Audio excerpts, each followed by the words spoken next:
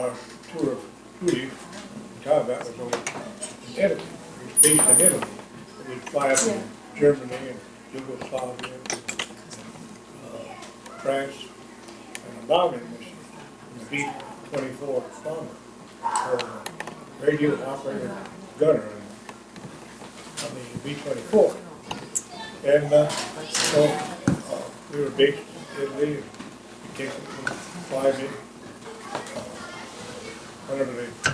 Whenever our schedule come up, put on the bulletin board at night, and we know we get it next morning. And then we had quite a rigmarole. We had to actually to get brief. We had a big building, old Italian castle, so to speak, that the Army had. And they briefed us on where we were going to fly, or what time, how many guns we were going to have to test it. And then we go down to the flight line, get all of our equipment, personal equipment, like black suit, oxygen mask, everything. And then we take off. Well, sometimes we go for 6 hours, sometimes 8, and we had one 12-hour flight. We were almost up to Berlin. And where'd you fly out of? What?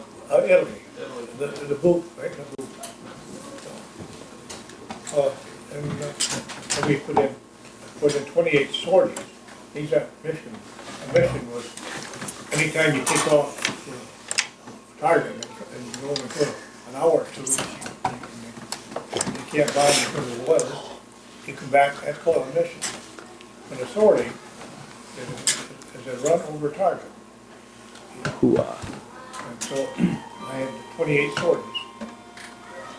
And the rest of the crew members, they had about 21. And I did a little bit, I had a little thing I did that they didn't do. I was a Panther operator. We would, these Germans up there, they had these gun batteries. Well, a gun battery could be all the way from 5 to 20 guns, all operating from one battery. And sometimes they would have maybe 400 guns up on Guardian City, or oil, bound for oil, bounty oil companies. And so the targets we had mostly were oil, because they had airplanes, but they couldn't fly them if they didn't have the gas. And we go up, and of course I would have to, they had these, I talk about these here gun batteries. They were operated with radar. So they could shoot their guns, and the radar would help, they could aim better.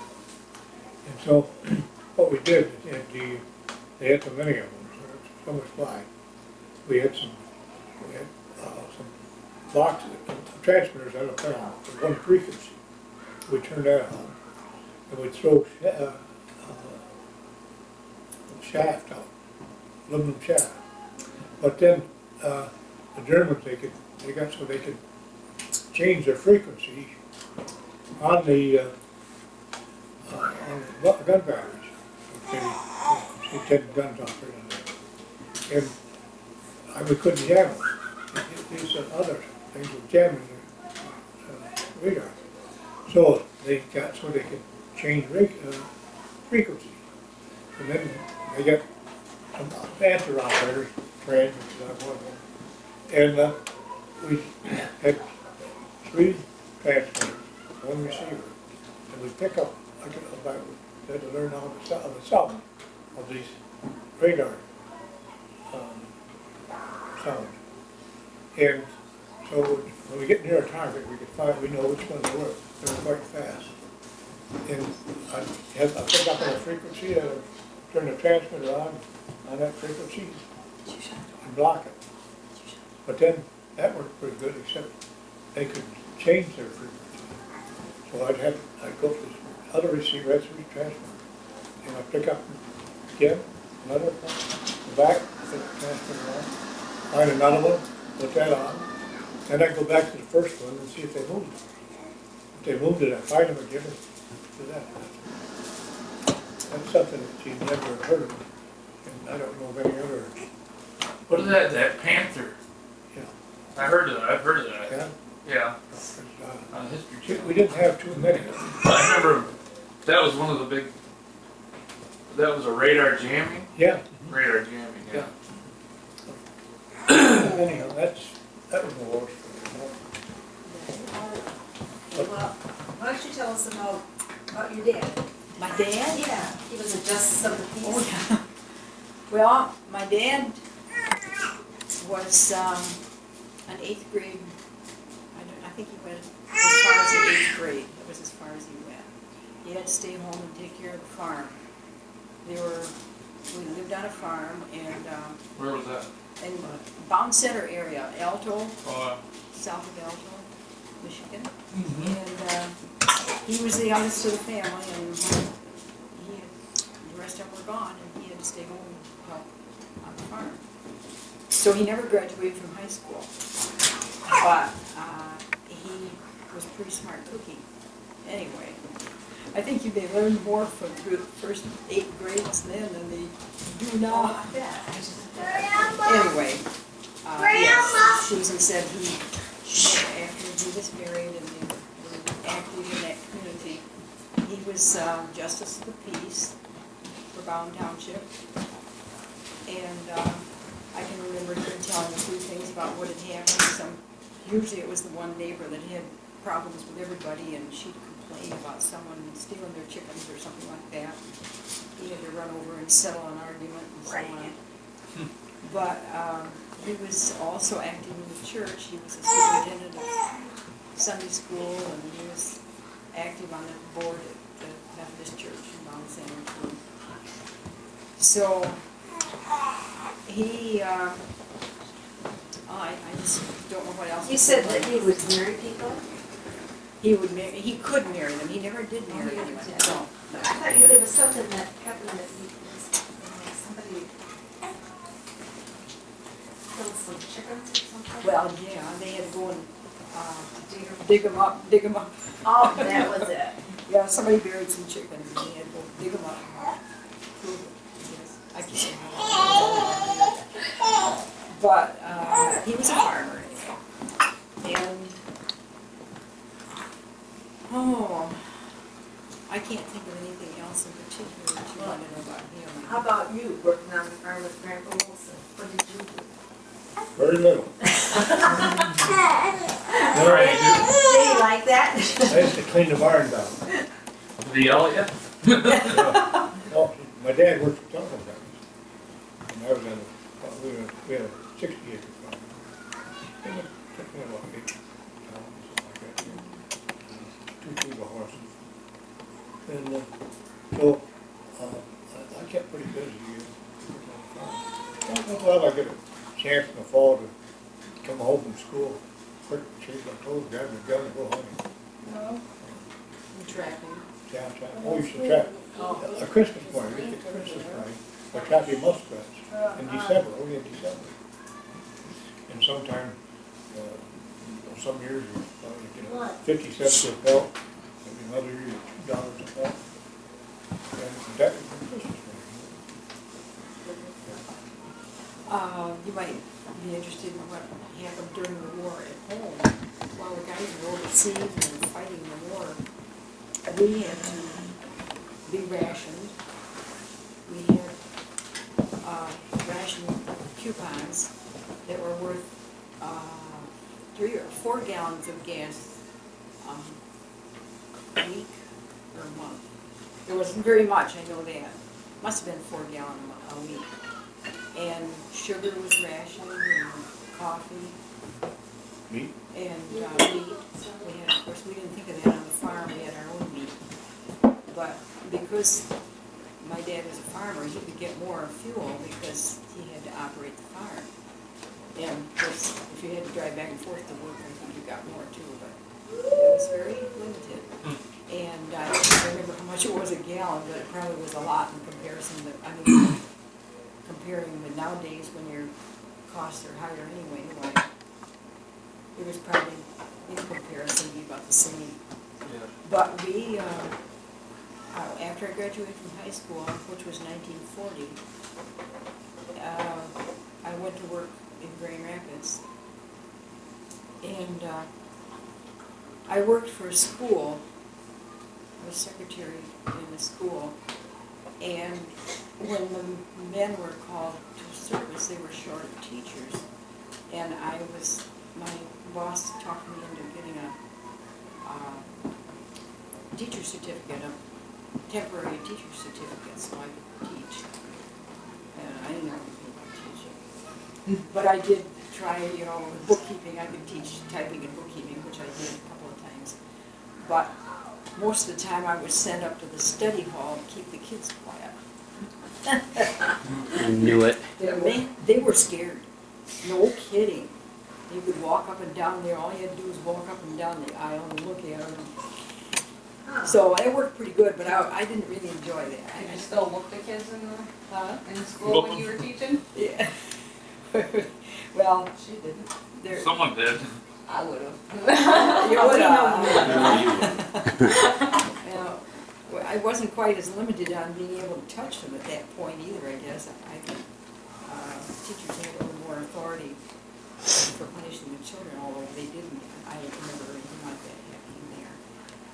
But I do remember that the shades had to be drawn at night everywhere, so that when you're sitting, you can see the lights. They had the shades drawn everywhere so that if an airplane flew over, they couldn't recognize it was a town, a city. And we had the weather school in the old Fountain Hotel, and our college sorority operated the library, and I worked there. And I guess that's about the only extra things that I can think of that I did during the war. Then I went, no, I shouldn't say that, and then I went to California and worked for as a civil service person with at the naval training base, and sold war bonds to all these poor guys that they get paid, and they were sent through our area after they got their paycheck. Buy more. Had to walk through there and buy a war bond if they could. A lot of them did. So we type up war bonds. Were there any immigrants that came over from Europe that you noticed? Was there a lot of them that came into Grand Rapids, or? I don't remember them coming into Grand Rapids. Out on the west coast, there were a lot of Japanese there. And of course, there was a Japanese camp out there somewhere too. At least coming in this close in, they were kind of limited on how they could get in. I never kept track of that. I didn't do immigration until after, a long time after that. I worked on naturalization papers and so on. But that was back in the 60s. Yeah, my mom was 7. Well, tell us more about that B-24 stuff. Yeah, You know, what it was like to, so the B-24 was a heavy bomber, and it could carry up to 4,000-pound bomb in quite a range. But it had a crew of 10 men. We had a pilot, co-pilot, navigator, bombardier, and a radio operator, engineer, assistant engineer, a tail gunner, and a ball gunner. These machine guns were on the bottom of these, a big ball like that, and the smallest guy would get in. He had 250 caliber guns, and he throws it. He gets in there and looks down. He's looking right down, and he was to pick up the planes that would come up underneath you, shoot you. And then we had the top turret gunner, that was the engineer, and then we had the tail gunner, and we had a nose gunner and 2 waist gunners. And we all had 250 caliber guns. And our planes would fly at squadron of 7 planes. And then 2, 2, 1. And when they get into combat, when they get in fighters, they close up as much they could. Sometimes you think that one wing from the other guy was about from me to you.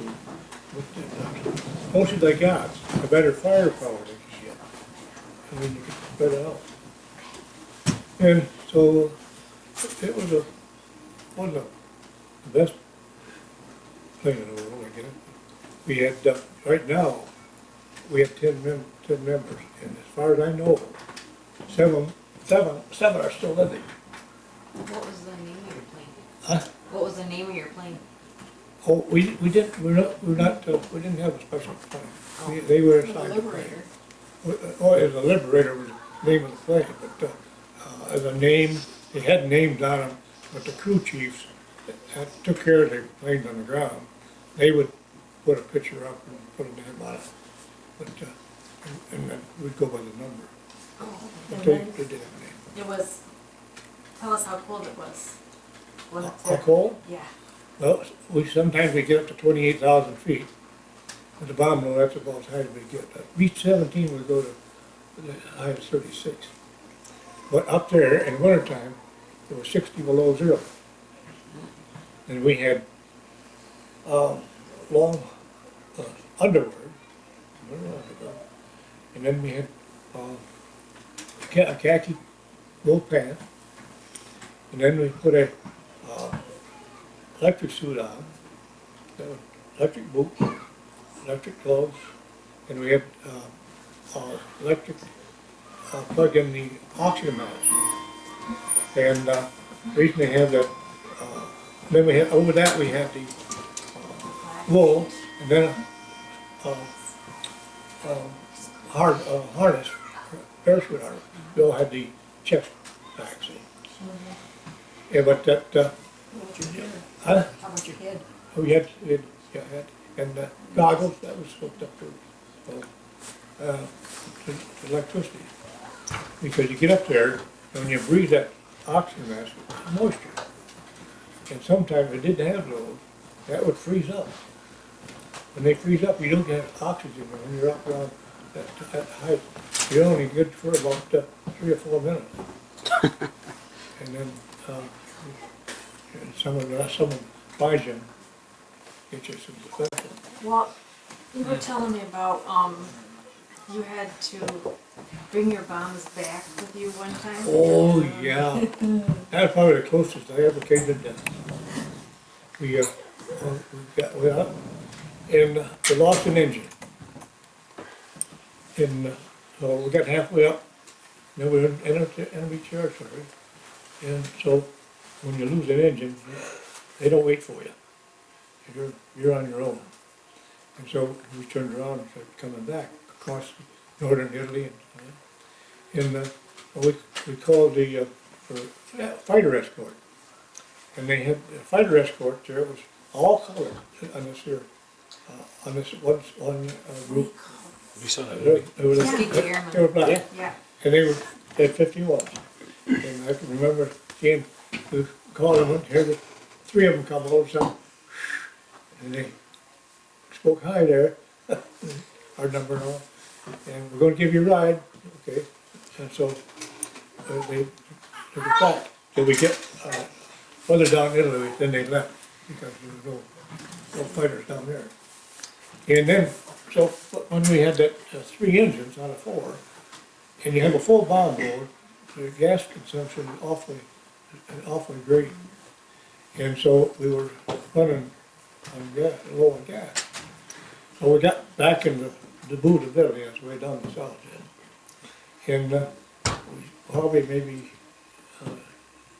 15 miles out, we let the tower know we were coming in straight in. We weren't in pattern at all because we were at loaded bombs and everything. And so a little while later, the control tower said the number was S for sugar. You remember that? And they said, "Where's your location? Where are you at?" And the co-pilot, me and the intercom, he said, "I don't know. You gotta wait till they come over the next hill.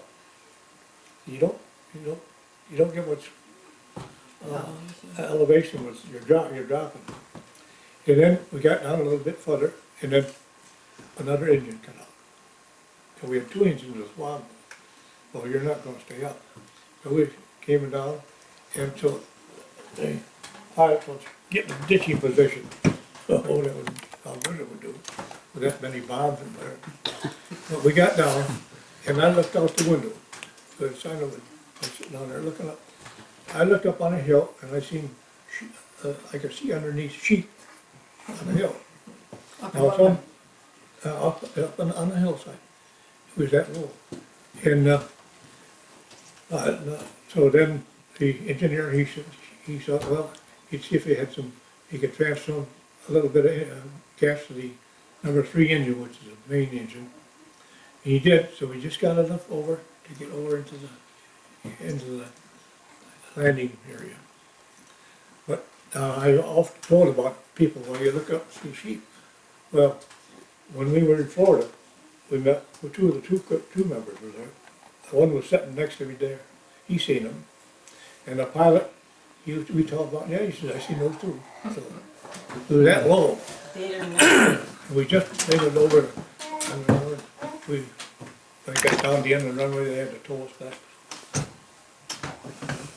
Another thing is flak, Oh, flak. yes, very important. That was the worst enemy we had.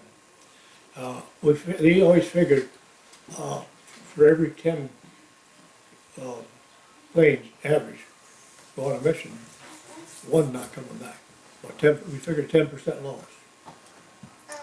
If you had 100 planes, Because of flak? huh? Because of the Well, yeah, but flak flak is is what, shrapnel yeah, from the bombs. fighters would get you too, but the flak was the worst thing.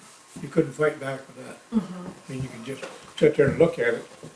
With a fire, you can shoot, but so it's very difficult. And they threw that flak up so you could, the sky would be black. And when you're flying through that, some of those explosions that went over your head, you could smell that gunpowder smell. But that was a big, we come down there once a year. When I was 24, the pilot was looking out the front. And my place was right in back of me when I was operating the radio. About that, the space a lot like that. We were back to back, and I had radio equipment here. And we got hit with flak by more than once. But we got back down, and we landed. And we had to walk around the plane, and right between, in that area, like that, there was a gas you went like that, right straight through the plane. Just between you and the Yeah. Either one, either one. So, that was, then sometimes we would go, we wouldn't spend any. And they weren't all bad. They weren't all bad. We would have, sometimes we call a milk run, supposed to be, and it was like a marshalling yard. If they didn't bring in a troop, train with anti-aircraft guns, they would do that sometimes, or we wouldn't have any trouble. Just to hit them. Sometimes you just go out and then you'd come back without dropping any bombs. Oh, yeah, yeah, Because we didn't want to hit some of these oil refiners up there, they knew we were gonna bomb. So when they get a prisoner of war camp, they put it right near the oil refinery. See, then we could bomb visually. I mean, but if you couldn't bomb, it's real short, you want to bomb dry. Or otherwise, if we get a large target, we're not endangering our own people. We could bomb through the clouds. You wouldn't have to see it. They have this radar, it's called Nicky. We could bomb through clouds, but it wasn't accurate. Those guys, they would look right down on the target and drop the bombs. Oh, yeah, I mean, it's not like that anymore. yeah, See, when you get a bomb run, the bombardier, he has control of that airplane. The pilot can't do a thing. But he guards that airplane over the target. So we couldn't do any evasive move or nothing, that's straight through. And that's where the fighters usually had us too, but we couldn't maneuver, we had. Hi, little boy.